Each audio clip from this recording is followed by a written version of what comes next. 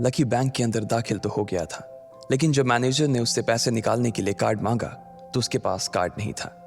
उसकी फटेहाल हालत देखकर पहले ही मैनेजर को गुस्सा आ रहा था और उसमें लकी ने ये डिमांड रख दी थी कि वो फिंगरप्रिंट से पैसे निकलवाना चाहता था। लेकिन पानी तब सर के ऊपर से निकल गया जब उंगली मैच नहीं हुई। मैनेजर ने फोन निकाला और पुलिस को फोन लगाने लगा। अरे अरे ये क्या कर रहे हो? देखिए सर, मेरी बात सुनिए, मैं कोई क्रिमिनल नहीं हूं। हो सकता है मैंने गलत उंगली लगा दी हो, बस आप मेरे को एक लास्ट बार फिंगरप्रिंट लगाने दो प्लीज। लकी ने उसके सामने हाथ जोड़ते हुए कहा, देख ये उंगली भी अगर नहीं लगी ना तो फिर ये मत कहना कि मैं अगली उंगली भी ट्राई करके देखता हूँ। बार बार ऐसा नहीं चलने वाला है। अगर ये वाली काम नहीं की तो मैं सीधा पुलिस को फोन करने वाला हूँ अभी। मैनेजर ने लकी को धमकाते हुए कहा। उसने अपने एक हाथ में मशीन और दूसरे हाथ में मोबाइल फोन पकड़ा हुआ था। उसने अपनी स्क्रीन पर पुलिस का नंबर खोल रखा था और उसका अंगूठा हरे बटन पर ही टिका हुआ था। इधर लकी ने अपने सीधे हाथ की उंगली को अपने पैंट से साफ किया और भगवान का नाम लेकर उसे उस मशीन पर लगा दिया। जैसे ही उसकी उंगली उस मशीन पर पड़ी, अब की बार फिर मशीन से एक आवाज आई और वो चमक कर हरी हो उठी। तभी मैनेजर के मोबाइल पर एक मैसेज आया। मैनेजर ने उस मैसेज को पढ़ना शुरू किया। Verification successful. खाता 1, नाम लक्ष्मण लाल अग्रवाल, खाता नंबर 01104। जैसे ही मैनेजर ने इस मैसेज को देखा, उसकी आंखें फटी की फटी रह गई थी। उस मशीन पर चमकती लाइट को देखते हुए लकी की आंखें भी चमक आई थी। लकी उस हरी बत्ती को देखते ही झूम उठा था और फिर उसने मैनेजर को घूर कर देखा। उसके दिमाग में वो सारी बातें चल रही थी जो मैनेजर उसे अभी थोड़ी देर पहले सुना रहा था। इधर मैनेजर ने उसके आगे हाथ जोड़े और खिसिया कर हंसते हुए कहा, लक्ष्मण सर प्लीज़ मुझे माफ़ कर देना सर। मैं इस ब्रांच में नया आया हूँ और इसलिए मुझे मालूम नहीं था कि आप कौन हो। मैं इस ब्रांच का कस्टमर मैनेजर शशिकांत वर्मा हूँ। प्लीज़ आगे भी मेरा ध्यान रखना सर, प्लीज़। Sorry sir. हाँ ठीक है, तो मुझे ये बताओ कि मेरे खाते में कितने पैसे रखे हुए हैं, लकी ने कहा और वो अब सोफे पर बैठ गया। मैनेजर उसके सामने ही खड़ा हुआ था और उसके खाते की जानकारी अपने फ़ोन पर ही निकाल रहा था। उसने अपने फ़ोन पर इधर उधर कुछ उंगलियां चलाई और बोला, हो गया सर, आपके खाते में इस वक्त 90,80,70,650 रुपए रखे हुए हैं सर। शशिकांत के खुद के होश इतनी बड़ी रकम को देखने के बाद उड़ गए थे। उसे विश्वास नहीं हो रहा था कि इस आदमी के खाते में इतना पैसा भी हो सकता था। लकी की शक्ल देखकर तो यही लग रहा था कि उसकी उम्र 20 से 22 साल से ज्यादा नहीं थी। ऐसे में अगर उसके खाते में इतना सारा पैसा रखा हुआ था तो ये वाकई बहुत बड़ी बात थी। शशिकांत अपने मन में ये सोच रहा था कि दुनिया के 99% लोग ही अपनी पूरी जिंदगी काम करने के बाद भी इतना पैसा नहीं कमा सकते थे जितना कि लकी के खाते में इतनी छोटी सी उम्र में रखा हुआ था। लेकिन लकी ने इधर जब उसके फोन में अपने खाते पर पड़ी हुई जानकारी को देखा तो उसे कुछ अजीब सा लगा। उसे लग रहा था कि उसे तुरंत इतने पैसों के हिसाब से अब अपनी जिंदगी को ढालने की कोशिश करनी शुरू कर देनी चाहिए, वरना उसके साथ वही होने वाला था जो आज बैंक में उसके साथ हुआ था। अरे सर, खाते में पैसे के अलावा और भी चीजें हैं जो मैं आपको बताना चाहता हूं सर। मैनेजर ने फिर से अपनी फोन पर उंगलियां फिराई और बोला, सर एक तो आपके खाते में एक फरारी जुड़ी हुई दिखा रहा है सर। इसके अलावा आपके खाते में 2 किलो सोने की 100 ईंटें रखी हुई हैं, 5 किलो सोने की 20 ईंटें, पिकासो की 3 असली पेंटिंग हैं, 20 हीरे हैं 24 कैरेट के और भी बहुत कुछ है सर। मैनेजर ने हाफते हुए और अपने पसीने साफ करते हुए कहा। इतना सारा धन देखने के बाद शशिकांत की आंखें तो बाहर ही निकल आई थी। उसने कभी लकी जितना अमीर आदमी अपनी जिंदगी में नहीं देखा था। जितना पैसा और सोना और जायदाद उसके पास था, उसका 10% भी इस ब्रांच में किसी और के पास नहीं था।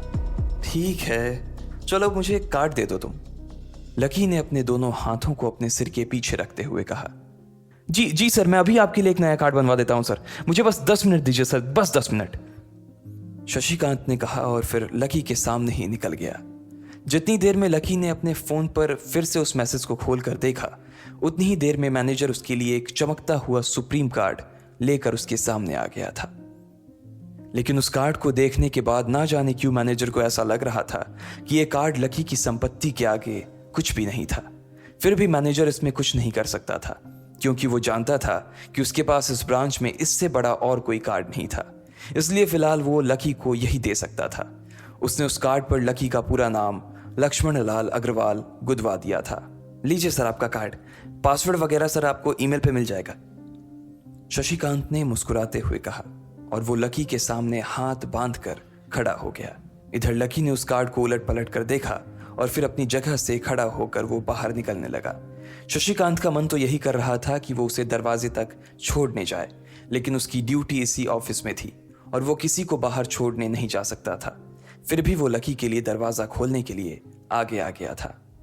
इधर यास्मीन अपने कैबिन में अपना सिर पकड़े हुए बैठी थी। उसे समझ नहीं आ रहा था कि आखिर अंदर चल क्या रहा था।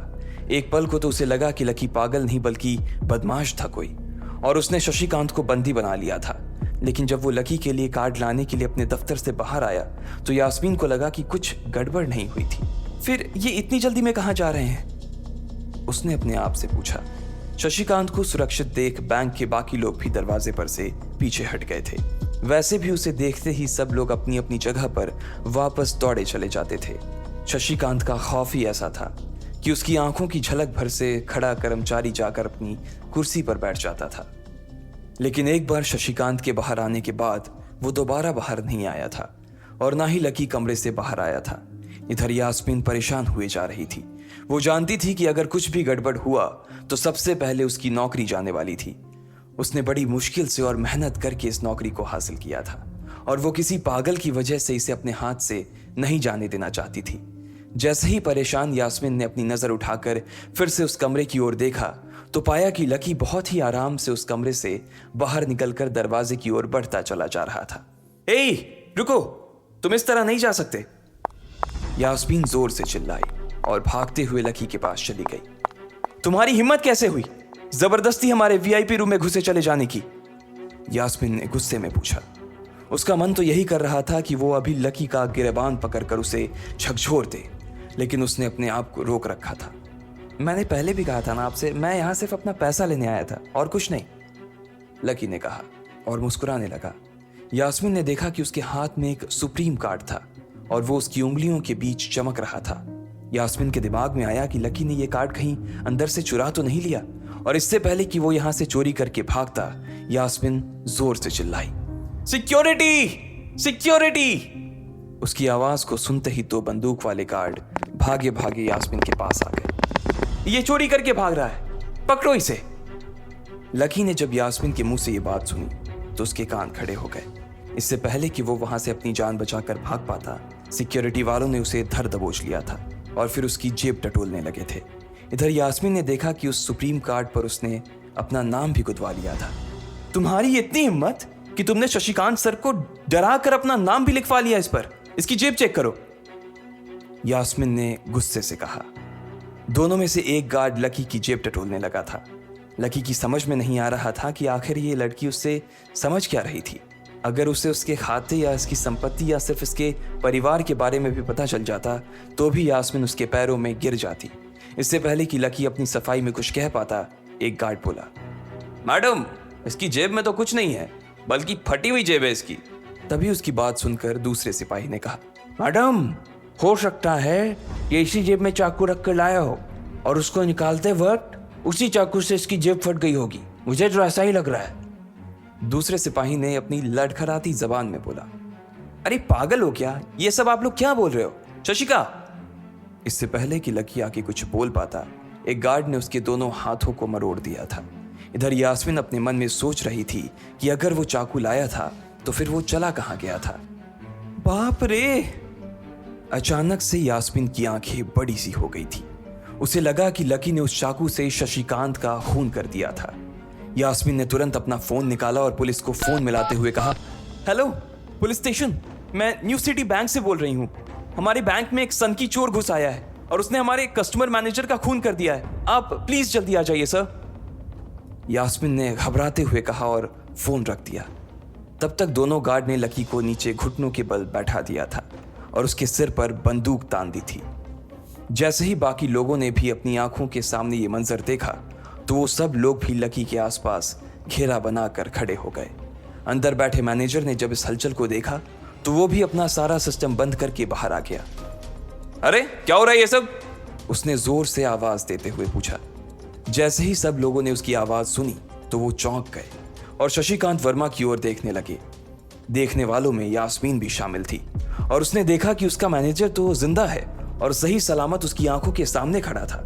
सर, आप जिंदा हैं? यास्मीन ने खुशी और आश्चर्य भरे भाव के साथ शशिकांत की ओर देखते हुए कहा, लेकिन अगले ही पल उसकी खुशी की जगह दुख ने ले ली थी। उसे एहसास हो रहा था कि आखिर उसने कितनी बड़ी गलती कर दी थी।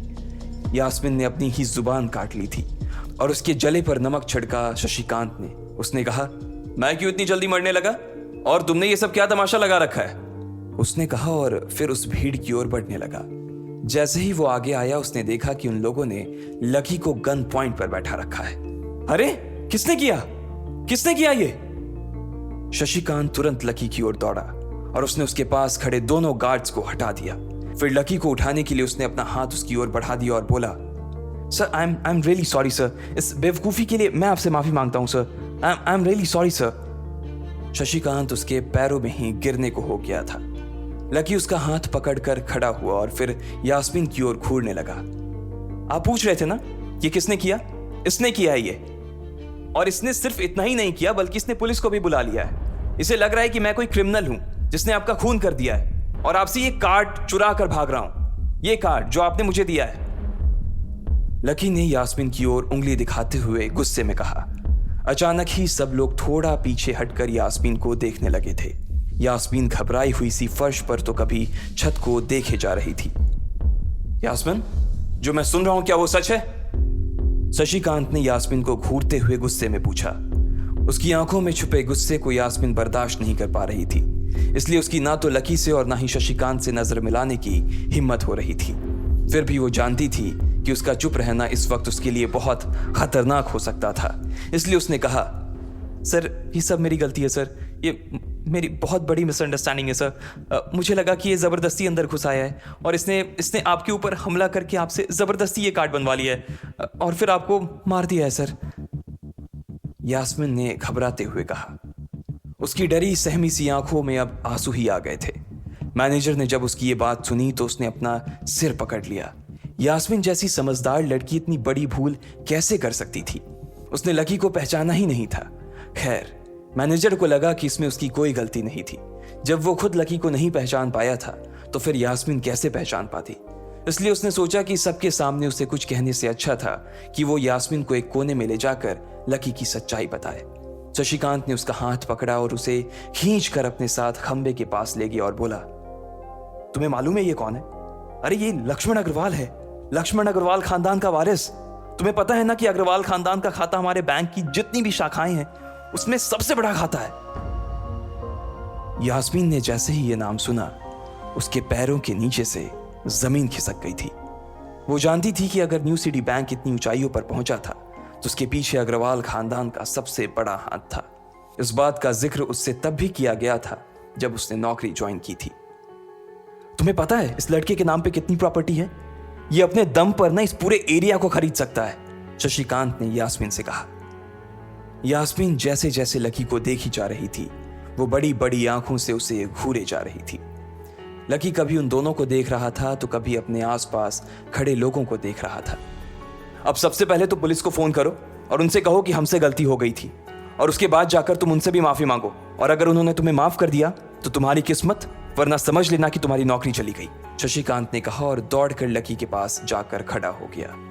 इधर यास्मीन अभी भी वहीं पर खड़ी थी। अभी अभी जो शशिकांत उसे बता कर गया था वो यास्मीन पचा नहीं पा रही थी। उसे लग रहा था कि इसमें उसकी कोई गलती नहीं थी, लेकिन कोई उसकी सुनने वाला नहीं था। बैंक उस छोटी सी मैनेजर के चक्कर में अपने सबसे बड़े कस्टमर को छोड़ने वाला तो नहीं था। अब मेरे पास और कोई रास्ता नहीं बचा है, यास्मीन ने निराश होते हुए अपने आप से कहा, और फिर अपनी जेब से फोन निकालकर पुलिस थाने में फोन लगाया। जैसे ही यास्मीन ने पुलिस वालों से ये कहा कि उससे गलती हो गई और जिसे वो बदमाश समझ रही थी असल में वो बदमाश नहीं बल्कि शहर के सबसे बड़े रईस का बेटा था, तो उधर से आवाज आई, मैडम सॉरी, लेकिन अब तो गाड़ी निकल गई है, वहां पहुंचती होगी। अब आपको जो भी कहना है इंस्पेक्टर साहब से कह देना। और उस पुलिस वाले ने फोन काट दिया। मर गए, यास्मीन ने अपने आप से निराश होते हुए कहा। उसके हाथ थर थर कांप रहे थे। उसे समझ नहीं आ रहा था कि अब वो क्या करे। अब उसके पास लकी से माफी मांगने के अलावा और कोई चारा नहीं बचा था। लेकिन अगर लकी सर ने मुझे माफ नहीं किया और उल्टा मेरे ऊपर डिफेमेशन का चार्ज लगा दिया तो, यास्मीन ने अपने आप से कहा और वो अब और भी ज्यादा घबरा गई थी। उसने देखा कि लकी उसे घूर कर देख रहा था। शशिकांत पूरी कोशिश कर रहा था कि वो लकी को शांत करवा सके, लेकिन लकी वहां से हिलने का नाम तक नहीं ले रहा था। यास्मिन उसके पास पहुंच गई थी।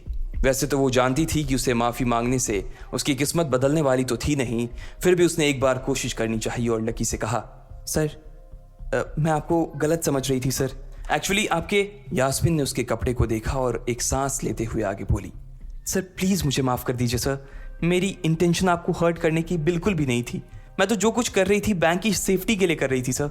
यास्मिन ने गिड़गिड़ाते हुए कहा और नीचे देखने लगी। इट्स ओके, कोई बात नहीं है, लकी ने कहा और उसके हाथ से अपना सुप्रीम कार्ड लेकर निकल गया। यास्मिन को अपने कानों पर तो विश्वास ही नहीं हो रहा था। वो मान ही नहीं पा रही थी कि लकी ने उसे माफ कर दिया था। उधर लकी को अपने आप पर विश्वास नहीं हो रहा था कि वो रातों